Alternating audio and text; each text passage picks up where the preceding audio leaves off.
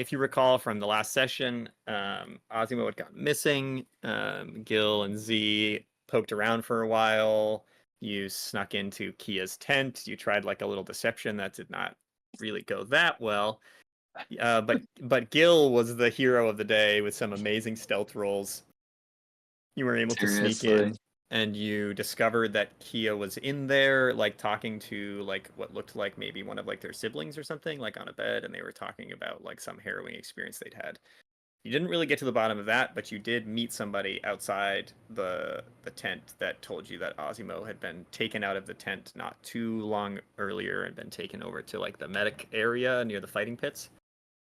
So you headed over there. You found Ozzymo badly burned, missing a finger, an arrow through the shoulder, and with some additional spells in their spellbook and a couple items in their pockets, and their shoes full of sand.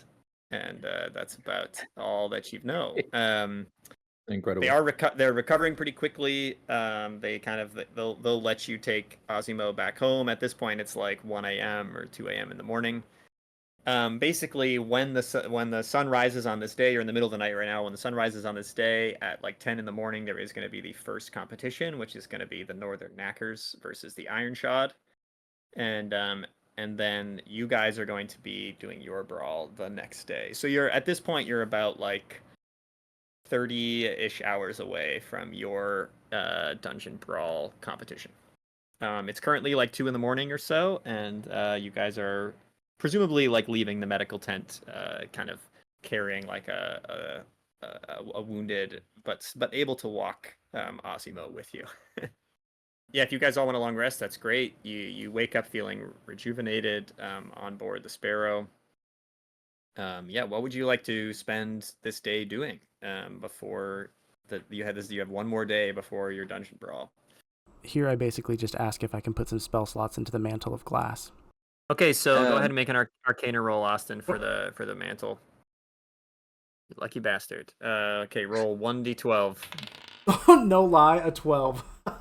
No! That's all right. Well, that was very successful. As a reminder, the power points can be split between as many spell slots as one chooses. Each power point represents one spell slot. A 9, a second, and yep, that's a pretty good idea. 9th level spell slot. So silly. I'm reaping what I deserve though, because I did make this magic item years ago. You can change it if you want. Nope, I don't want to change it because basically I made this item and then made an entire lore around why this item should be so much more powerful than everything else in the universe. Hence the I was like, wow, that's really good. And I was like, probably it's like it has to be like one of only like 12 things that are that good. Right here, I mentioned my side quest to the Plane of Air, where the Mantle of Glass's immense power notified everyone on the plane of my presence and its existence. Oh yeah, you guys weren't there for that, but like there's kind of a thing Ozzymo presumably would have told you like this, I guess, but there's basically like in the material plane, like all of the energies are like mixed together because there's like chaotic and neutral and good and like fey and like, necrotic and all these things. So it's really hard for like kind of like creatures to like sniff out like auras of stuff. But when you're in the other planes, like things like ping a lot harder because it's like, oh, like if you're in like a chaotic plane and you have an item that was like made as like an order item, then like it sticks out like a sore thumb. So basically, like as soon as Ozzymo like appeared in the elemental plane of air, like creatures found him in like 30 minutes because like the Mantle of Glass has like an extremely strong like fingerprint. Here I mentioned the City of Elves that immediately turned me away upon my arrival because of the Mantle of Glass. Yeah, it was like you basically had brought like it was like blood in the water for the sharks. It's like you had like showed up at the city with like a super tempting thing for creatures from all the planes, and they were like, "Yeah, you should probably leave very quickly." That makes sense. Classic Ozzymo, disturbing the peace. Especially where I'm like trying to do better and not kill people. I think it's gone quite well. You guys haven't killed somebody in a long. I mean, since you destroyed an entire royal house like 5 days ago, you haven't killed anybody. So 5 days ago. Besides the genocide. They were vampires, like we have a type, dictatorships, Yeah, exactly. Vampires. Yeah, we're the good guys. I've never killed a democratically elected leader, you know? So we have a question in about the rules of Dungeon Brawl. Great. Can Gil bring their horse into the brawl? No, not recommended. Dungeon Brawl is very similar to kind of your sense for the rules for like all of these things, which is that like if people feel like you won by an unfair advantage, then like you will suffer the consequences after the fact kind of thing. But the rules are kind of like more like loosely put down. Based off of like the thing that you think would be more of an issue of having the horse is that you think the horse might count as a player, considering that like some of the people entering the game are like, you know, snakes and like wolves and stuff. Like some teams have like a wolf on their team, you know what I mean? So you think like you might be able to have the horse there, but then it might just count as a player, so you might be like down a player. Also, like you are playing like in like the matches take place in like hallways and stuff in a dungeon, so you're not 100% sure how effective like riding a horse around would be. Now if you want to go for it, I don't think there's any official rules stopping you from doing it. It would take up a player though, Probably. Yeah, you probably, I think it's based off of like the amount of like living organisms that are on the pitch. Yeah. I mean, we do have a squirrel on our team, so that makes sense. Right. Yeah. I mean, they can talk, like they're a very intelligent squirrel, but still, yeah. Are you crying, David? I am crying because of the hot sauce. I see. Oh, because you can't bring your horse into the Dungeon Brawl. Is that? Very sad. Although I was just thinking that maybe I should try to convince the squirrel to let me ride it at some point. It's the size of a squirrel. But we could, because what we were planning on doing is shrinking the horse down so it could fit in the pocket. So if we do that, we can make a giant squirrel at some point, right? Like we could cast. If one of you has enlarge reduce as a spell, then you can do all these things. Yes. I think I have enlarge reduce. What's great, you just have to make sure that you take the horse out of your pocket before the spell duration runs out. Yeah. Otherwise you're going to be in trouble. So if we shrink the horse and bring it in and then it gets big, that would be pretty suspicious though, right, Ian? Again, like you feel like if the crowd loves it, it's going to fly. Yeah. So it kind of comes down to like making it seem like you're not like being like unfair or like a jerk about it. Not cheating. And the crowd was pretty stoked about Gil and Tiberius like winning the race. So like maybe if you like pitch it as like you remember how much you loved this person and their horse, then like yeah, it could be possible. You also have a lance with you, so like that could be it could be a thing. Yeah, and it's a fancy lance. Yeah. Charging down a hallway where it's just you and your horse would be pretty intimidating. That'd be pretty cool. Yeah. You take up the whole hallway. Yeah. But we can kind of swap people out, right? Because it's turn based and it's team based. So like there's going to be people on the sideline. So maybe having the horse and deciding, because we might not need it, you know, but. Yeah, it's less like hockey where you like swap people out. It's more like you start with a certain amount of people. You start with 6 people, and then every turn you can add one more kind of situation until basically you're like you're out more or less. So at some point we can have all our team on the field. I think actually you might max out it. I think you have to have. You might actually max out at like 9. I might be wrong with that. But then if somebody gets knocked out, you can throw in another person. Yeah. The one thing though to remember is that when a new player enters the pitch, they either enter in your end zone like for free, or you can have them teleport to one of 6 random teleporters on the map. So there would be a risk of keeping the horse in reserve where like you might try to bring the horse in and then like they just end up in a room that you're not in at all. Yeah. And then the horse would just like wander around presumably until you find it. But that's fine. I like the idea of bringing a horse to a football game. Yeah. Do you want to try the pocket horse surprise? The pocket horse. Now I do think if you read the wording on enlarge reduce, I think it reduces you by a single size type, right? have. So it would not be a pocket horse. It'd be more like a dog horse. Like it'd be like a horse that's like the size of like a beagle. Because we could Or also maybe even larger. It'd be like I think it'd be like a horse the size of like a golden retriever. Yeah. Right. Oh, yeah. Yeah. We could try the transform. What is it called? I forget. Polymorph approach. Oh yeah, totally. Yeah, you could polymorph them into like a mouse or something. That totally works. Also, enlarge reduce is a great spell to just keep in your back pocket if you want to cast that on any of your players. Yeah. Because you could enlarge some of your halflings and like beef up their toughness and their strength and stuff like that. That would be so sick. And you think that's the type of spell like well, I'll say you guys have been observing like the races and stuff, and it seems like enchantments and charms and stuff, for the most part, like if somebody like like if you were to cast enlarge on one of your players, you think people would probably be down for it. If you were to like cast like haste or something on one of your players, or like people would probably be down for it. You think like it might be bad form if you just like fireball the room of enemy players and just like burn them all to death. You're like, oh, probably those people's families will come and murder you later that night. Like, yeah, that makes sense. You know what I mean? Like, so it seems to be that in most, so like they don't seem to. It seems like the referees frown down upon like really deadly and like hard to avoid spells. You know what I mean? That they also frown down on like tricky spells, like you think if you'd put some of the direwolves to sleep in like a public view, like if suddenly a bunch of direwolves had fallen asleep, people would have been like, not fair, like right, because they want sport, they want it to be entertaining, right? But you think if you were to like add like make it so that the direwolves are like smaller, or like wrap the direwolves like legs in like chains or something through some enchantment, that people might be like, oh, like creative, you know what I mean? So that's kind of the vibe. Interesting.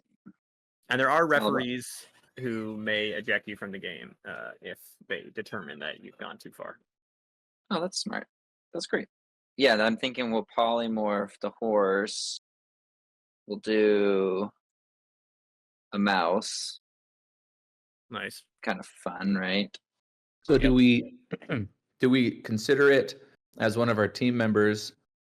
Like we're not trying to hide it. We're going to say out of the first 6 people that are on our field, or maybe I come in later, maybe I'm like, because I'm thinking about football positions. You're going to want people to charge and get it. And then you're going to like, if I'm thinking of myself as like a receiver, if I come in a little bit later after we've acquired the ball and I'm getting myself into a position where I can just grab the ball and run on a horse.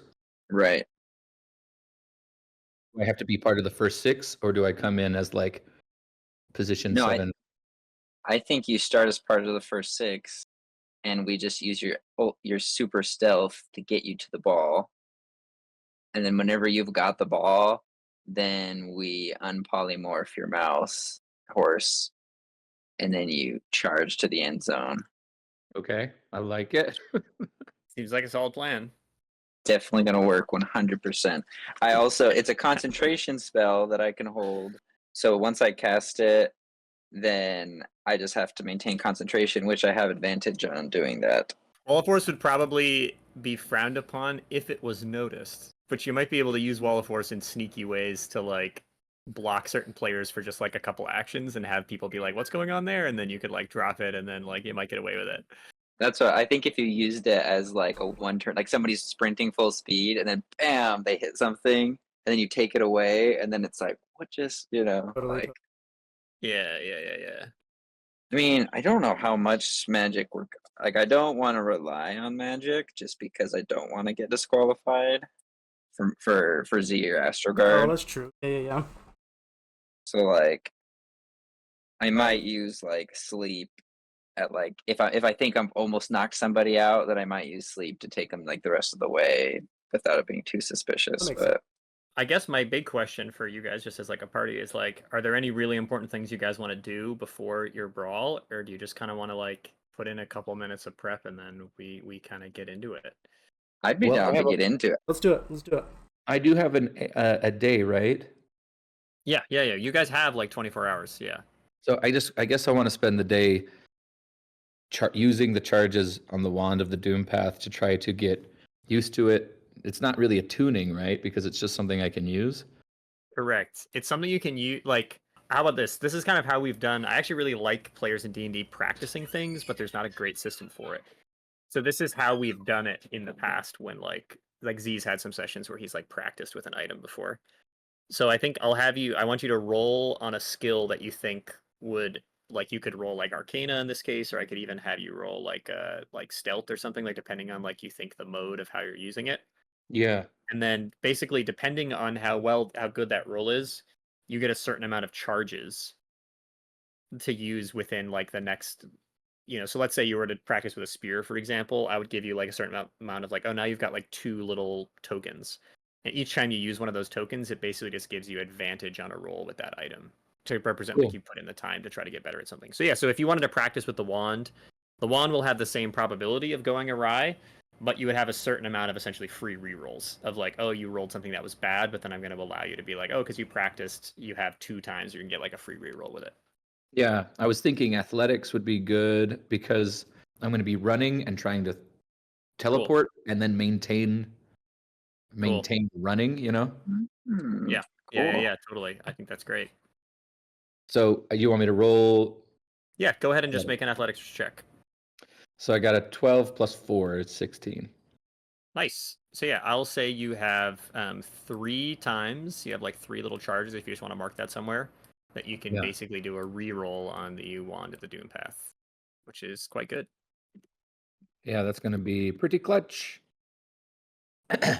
Cool. That's great. I wanted to figure out the rules about horses and practicing the wand. That's all I wanted to do on my day, my prep day. Do we watch the round 1? Yeah, You can if you like. I would like to see it. Could we watch it and then you just let us know? I don't know, anything of note, I guess. Yeah, Gives totally. us a full 1 hour play by play of. Well, essentially what I'm doing right now is I'm looking through the special abilities that you can have in Dungeon Bowl. Basically, because I'm going to have each of you pick a couple of them that you think like represents your player. We're kind of doing like a little bit of like Cool. we're essentially going to translate your character sheet into like Dungeon Bowl stats a little bit. Cool. So I'm kind of just making a fast little list of things you can pick from. Yeah, you go and watch the game. Here, let me do a fast roll here to see who wins the game. So the Northern Knackers win the game, which is kind of like, if you recall, they're kind of like a hardcore team from like up like north of Norfolk, kind of like Wildman, basically. And yeah, some things you observe from the game is really chaotic. Like, you basically are watching on these like big like projected screens, more or less, like as you stand in a huge crowd around the Giants table, and the crowd is like going crazy, and people are walking around selling food, and like it's very festive. But it's like the game's pretty brutal. Like, these players are getting like zapped in like very quickly. Like, people are getting smashed against walls. It's like very chaotic. Like, the communication element is like very chaotic. Opening chests can be very dangerous because there's 6 chests and 5 of them contain explosives, and then one of them contains the relic that you need. Oh my And gosh. so like there's like multiple people that they just open a chest and just get like blasted back into a wall. Also, like, the rooms of the dungeon do matter. Like, some rooms are like flooded, so there's players like wading through the water. Like, some rooms have like slippery floors and stuff like that. But yeah, the game plays out, and it's it's probably takes like 30 to 45 minutes, like not particularly long. The Northern Knackers do end up getting the ball into the opponent's end zone. Their strategy seemed to basically be to just like knock out as many enemy players as possible to just like reduce the amount of people on their team, so that then eventually they just didn't really have any resistance to kind of pushing the ball back on their side. Looks like passing is very challenging for what it's worth, and like controlling like access to like rooms and like blocking off the correct hallways and stuff seems to be like a pretty key tactic. Did we notice any like magic use? Yeah, there was like some little magic items. There was like some health potions that like got used. There seemed to be like certain, like, one player had like gloves that like seemed to be like extra strong. There was definitely like a player who had like an enchantment like cast on them that allowed them to like jump really far. So like there wasn't any like like blasty magic, like people like shooting spells at each other, but there was like people using magic to kind of like boost themselves or like beef themselves up and stuff like that. Cool. Yep. It's great. We Just got good this to in the know bag. what's kosher. What people. Cool. Okay, so I think what we're gonna do is the first thing. Just looking at I'm gonna have you guys kind of create, like I said, your own little stat block for you as a Dungeon Bowl player. So there's not very many stats you need to determine. Okay, so you need to determine your movement, which I think for all of you is going to be 6. If I had a horse, what would the movement be for the horse? Good question. Let me see what like the fastest thing in the game is. Because it probably is as fast as the fastest thing in the game. I think probably 9 is the speed of the horse. Dang, nice. Okie dokie. Okay, you're then going to determine a strength score. Your strength score is going to be between 2 and 6 for all of you. If your strength modifier is like 10 or if you have a +0 to basically like the determinant between 2 and 6 is just what your strength modifier is. So if you have a strength modifier at +0, then your strength will be 2. If you have a strength modifier at +4, then your strength will be 6. And accordingly for anything in between. Oh. So ability modifier, is that's the skill or that's the trait we're looking at? Yep. So like So if you have like a +1. Yeah. Yeah. So your strength will be 3 then. Okay. Great. Hey, Yeah, what'd it say? 3 is like pretty standard. Like a normal like human like lineman has like a strength of 3. So Do I have to figure that out for the horse? I don't think the horse is ever going to be able to act on its own. And so I Mhm. think riding the horse, I'm going to increase your strength by 1. Okay. Okay, then you also have to determine your agility. Agility is very similar, except that you're going to start at a 1, and then you add your dexterity modifier. Okay. So I have a 4. Nice. Nice. Yeah, 4 agility is very good. Is there the same thing for a horse or no? Is that like less So agility? I think yes. So I think on the horse you're going to have a -1 agility. So your Okay. strength is better, but your agility is lower. And then for your armor value, I'm actually going to have you use the armor value is a little bit more indicative of like your toughness actually. So this is what I'm going to do for the armor value. You are going to start at a 6 as like your base armor value. Actually, no. I think I'm going to have you start at a 5. Wait, hold on. What? Yeah, I think I'm going to have you start at a 5 for your base armor value. Then add your constitution modifier to that. Nice. And then if you are wearing basically anything above leather armor, like if you're wearing like plate mail or something, in the case of Z, you can add an additional +1. My glimmer armor. I think that's just Oh, it's the breastplate, right? breastplate of glimmer. Yeah, if you want to wear that in, then I'll give you an added additional +1 to your armor value. I need to be sneaky, don't I? Yeah, that's true. If you want to Yeah. be sneaky, it's your call. It feels That's like true. I would probably Yeah. go ahead. I was just thinking, I think being sneaky is better than having another armor because I don't think Yeah, that's not my role. And as I'm saying this out loud, I think if you add armor value for wearing heavy armor, I will have you subtract 1 from your agility score. Yeah, so I think I will just stick with my normal leather armor. So you can basically decide, Z, if you want to wear heavy armor or not. I do. Okay, great. So it's 5 plus Constitution, right? 5 plus Constitution is what your armor value is going to be. Is there any mod? Yeah, go. If you're riding your horse, your armor value will increase by +2 because it's very hard to tackle a horse. Is 10 a good armor value? What's the highest? 10 is an absurd armor value. Nice. It may actually potentially be game breaking. No, that's not true. The treeman has an armor value of 10. Oh, sweet. But I So I'm think just- they're the only thing in the game that has an armor value that high. It's good because all my other stats are pretty sucky, so it's nice that This makes sense. Like you're a dude made of metal. Like nobody wants to Yeah. tackle a dude made of metal wearing full plate armor. I sure hope they don't want to. Okay. Sick. So then what I'm going to do is I'm going to allow each of you to add, I'm going to be generous, I think. I'm going to allow each of you, I think, to add 3 special skills. Oh, Um, because we're heroes. yeah, exactly. Because we're heroes of time. Are the special skills unique to the rules of the Dungeon Brawl, or are they something other than So that? yeah, they're unique to like, you know, the Blood Warhammer Bowl. Dungeon Bowl, Blood Bowl game. But so you can, and I'm just going to let you guys pick, honestly, I think, rather than, you know, just pick something that you think makes sense for your character. I'm making a list of ones that are allowed, because there's some, for example, like, you know, like having like horns and stuff that I'm not going to allow you guys to take. So you can pick 3 of those.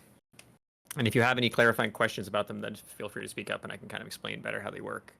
Like essentially, I'll read you I'll just read it to you. The thick skull ability is the player treats, so like every time somebody does a successful hit against you, you roll on the injury table.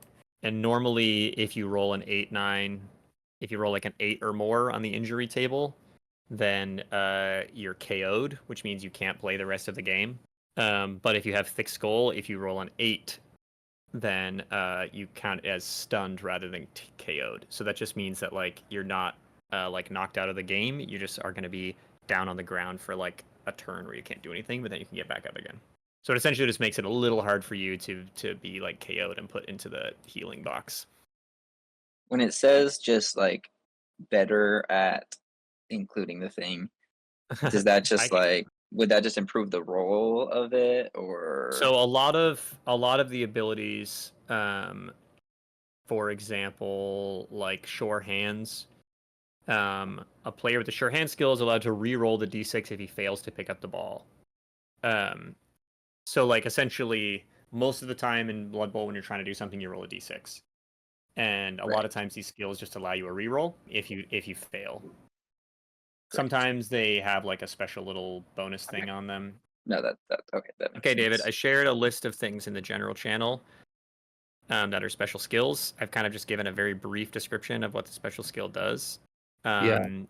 Feel free to pick 3 of them and apply them to your Dungeon Bowl character.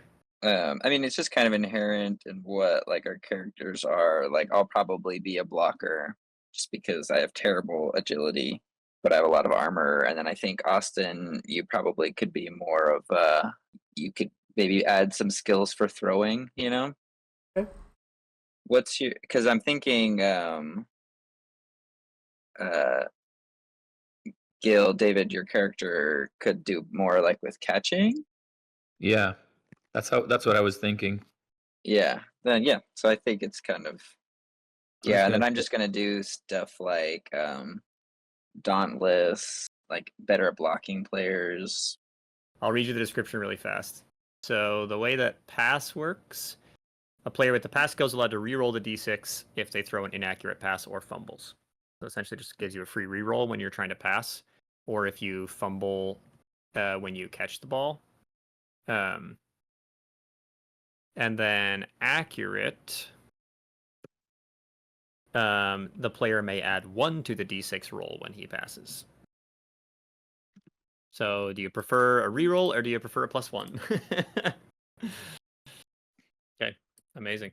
Nice. So you guys have been pumping yourselves up. You watch the game.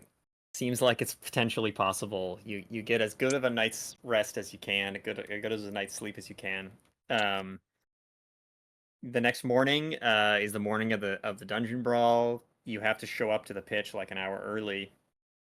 And yeah, your team gets shows up at the Giants table, and there's like a big special tent that's set up like right next to Ginter's like tent, like the main tent that's underneath the table. and it's like really heavily guarded. Like a bunch of Ginters, like henchmen and stuff are standing around it. You guys like show your writ of approval, and they kind of check over everyone in the team. They make sure you have the appropriate amount of players. So you are saying the horse is a player? They know the horse is going in? I think we should, just so we don't get called out on it later. Okay. I think the they're fine horse with is that. a player, yeah, but it's not gonna be. It's gonna be in your pocket. So I do think this means you have to leave one of your players though at the. I don't think you can. I think you guys have to have the max amount of players on your roster. I think it's worth it, especially the element of surprise. I'm wondering. Sorry, I gotta look at our roster. Do we just leave one of the? At least I think so. At least let me double check it. Okay, so the full team roster is because I think 16 people is the max. So the whole team roster is here's all who's going in with you. You've got Yopo Tofton, who's a halfling brawler. Gabriel Keelfoot, human brawler. Quentin McQuarrie, another human brawler. Lissa the Still, a dark elf. Eldril Sidewinder, who is a snake. Crashnack Blackhoof, the Minotaur. A halfling catcher, a halfling lineman. Cindy Pie Whistle. Acorn the Squirrel. And then Ozzymo, Gil, Z, Astro, Sinjin. So maybe you're only at 15. And then the horse. The horse can be, and Tiberius can be the 16th player. Stelinos. Yeah. My horse's name's Stelinos. Stelinos, not Tiberius. Oh. Tiberius, yeah. Oh, wait, you wanted to take no, I'm wrong. You wanted to take a treeman didn't make it in. The treeman does bring you up to 16. Okay, we hired a treeman. Should we leave behind one of the people we hired, or should we leave behind Astrogard or Sinjin? Yeah, like probably just the weakest player on your team is probably a halfling lineman. Yeah, because we have some pretty big dudes. Yeah. So yeah, we could remove them from the roster if you want. They're so disappointed. Actually, they're probably a little relieved. Maybe it'll say it was like their first brawl and they saw the game yesterday and they were like, I don't know anymore if I want to do this. And you were like, it's okay, you don't have to. Yeah, we'll still pay you we'll still pay you, but you just don't get any of the reward. Yeah, exactly. Okay, great. I'm missing a couple. Okay, so you guys get shown into this tent. You check everyone. You go into the tent and are surprised to see Ginter there, the storm giant. It's partly surprising because they seem to have transformed themselves somehow, so now they're like a medium-sized human. But you can still recognize them for like who they are. They kind of like look over everybody in the team, and this is the first time you've gotten a good close look at them. I want you to all make perception checks.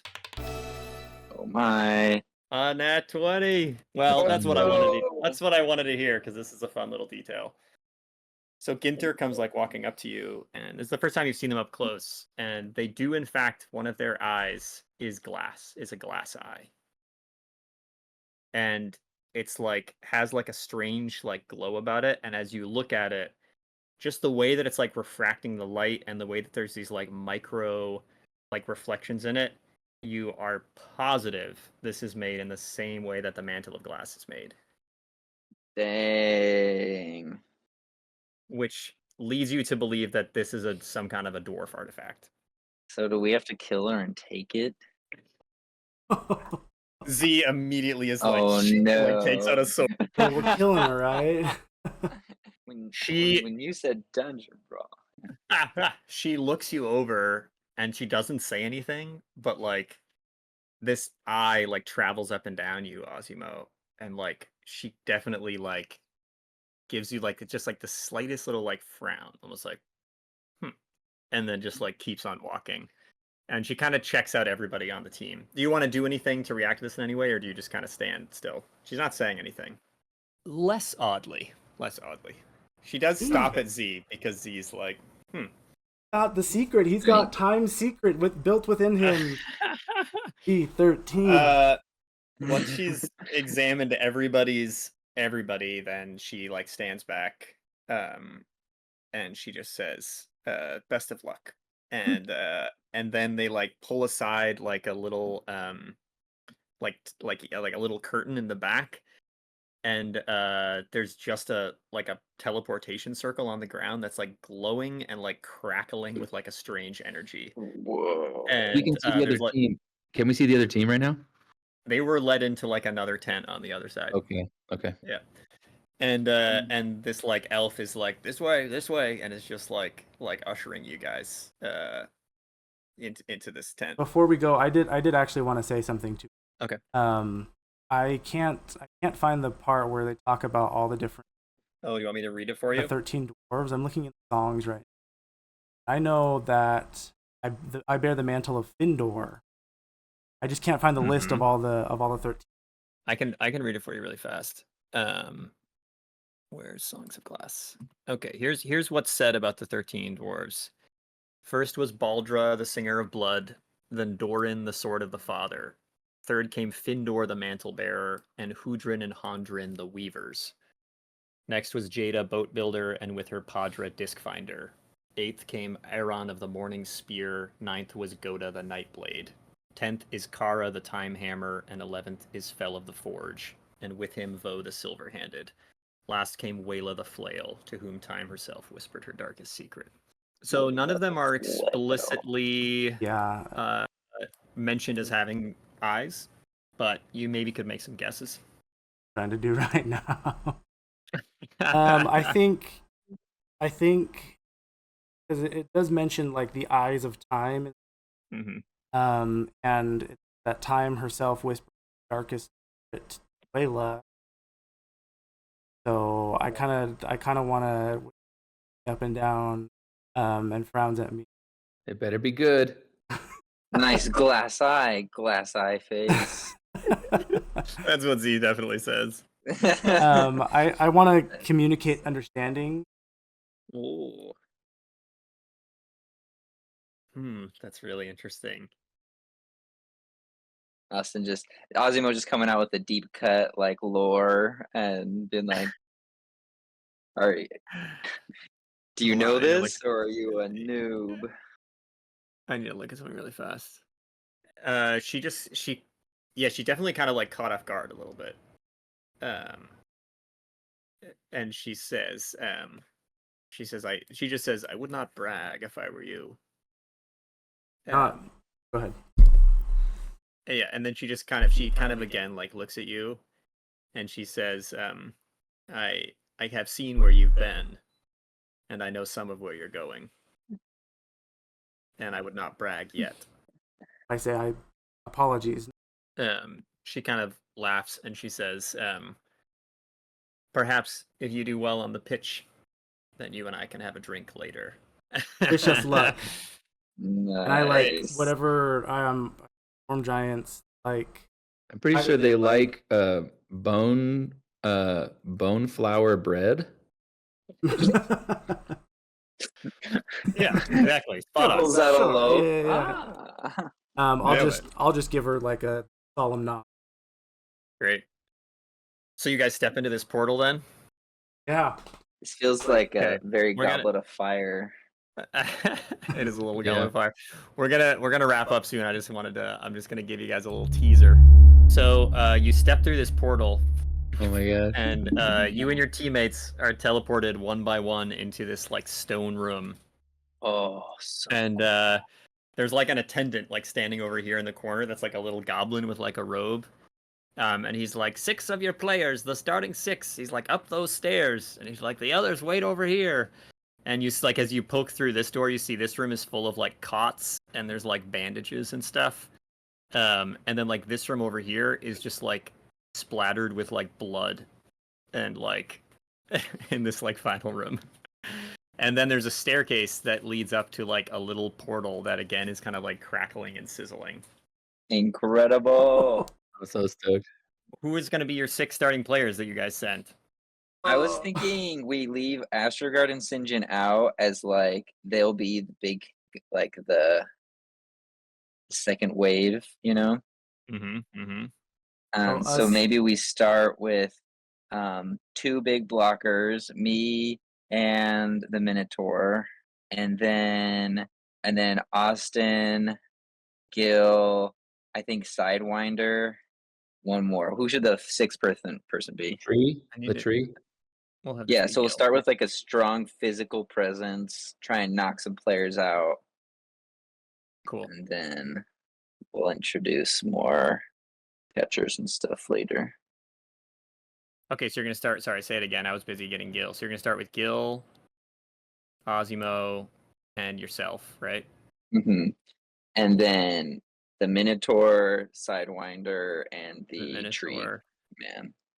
Sidewinder, who is not a snake in this picture, but is supposed to look like a snake. Okay, and a tree man. Okay, so one by one, you guys step up onto this portal, and you find yourselves like teleported, and it's kind of like a rough, like janky teleportation, like where you're like, and then like land in a spot, and you find yourself standing in your end zone, which is this little like tiled area right here. Dude, I'm so stoked. So I'm gonna go ahead and place you guys in here, and we can get nitpicky about where you get placed in the future, because each of these areas is one tile that will matter. But yeah, we've got Grashnak and the Tree Man, and then let's see, Gil, and there was one more, right? Oh yeah, Eldril. And in front of you right here, there is like an invisible wall of force that you can touch with your hands and you guys can't pass through. And you can hear kind of, you don't know where you are, but you can hear above you like the stamping of feet and like the distant, like the room's almost kind of like shaking as like the audience is somewhere above you. Like you guys are deep underground. And you can kind of like hear this like chanting and like shouting of feet and stuff. And then there's like a little like magic mouth that's like dunk, like next to you. And it's like, the game will begin in 60 seconds. And like you just like hear like the chanting like continuing above you guys. And then there's like a countdown, you know, they're like 10, 9, 8, and then like dunk, they reach 0, and the wall goes and disappears. And the game of Dungeon Brawl will begin.